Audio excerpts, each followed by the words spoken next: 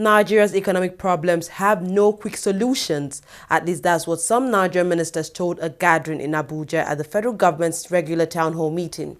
In attendance were 9 ministers, which is the Minister of Finance, Kemi Adeosun, the Minister of Environment, Amina Mohammed, the Minister of Solid Minerals, Kayode Fayami, as well as the Minister of Works, Housing and Roads, Babatunde Fashola, the Minister of Information and Culture, Lai Mohammed, the Minister of Agriculture, Audu Ogbe, and the Minister of Budget and National Planning, Udoma, and the Minister of Foreign Affairs, Geoffrey Onyema. Among the issues discussed were the 2016 budget, diversifying the Nigerian economy, and recession. The 2016 budget was designed to deal with the problems of the country, and the problems of the country were many and serious.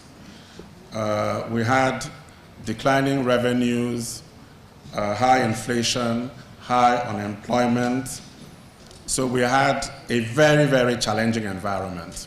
And the approach that we took was to design an expansionary budget that would deal with those issues, that would reflate the economy, that would deal with infrastructure, the infrastructure deficit that we had, and using the infrastructure, repairing the infrastructure, fixing it, stimulating private investment, particularly in agriculture, solid minerals, and manufacturing, and in partnering the private sector in fixing infrastructure.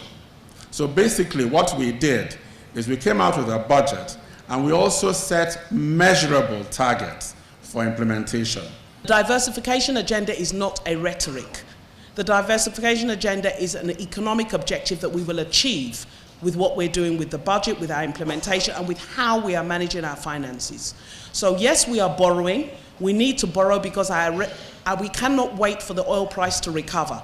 We have to borrow to invest in these large infrastructure projects that are needed to unlock the competitiveness in our economy and create jobs for our people. That's the objective of this government, and that's what we're working towards. I'm also extremely confident that we will get there.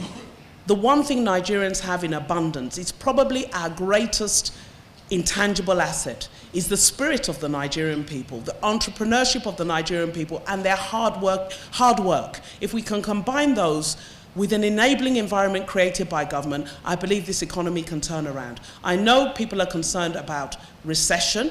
Recession is a word. We can come out of a recession. We can make sure it is as short as possible by sticking to the prescription, which is we must be disciplined in our expenditure, we must invest in our capital, and we must diversify our economy. When that budget is passed, it is not cash. It is an approval to spend a certain agreed sum on identified areas. And I think this is important for members of the public. So when you hear that, oh, a budget has been approved for a ministry or a department, it isn't cash. Now, we are seeing that since May, when the budget was passed, about 300 billion has been paid out by way of releases.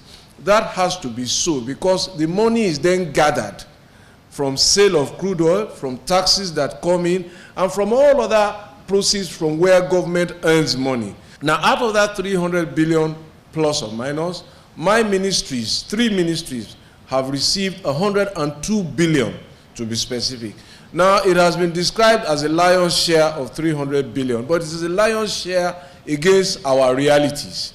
Our realities are that we inherited 206 roads under construction, and the liabilities for those roads were in the sum of 2.1 trillion naira, out of which government had paid about 600 or 700 billion naira.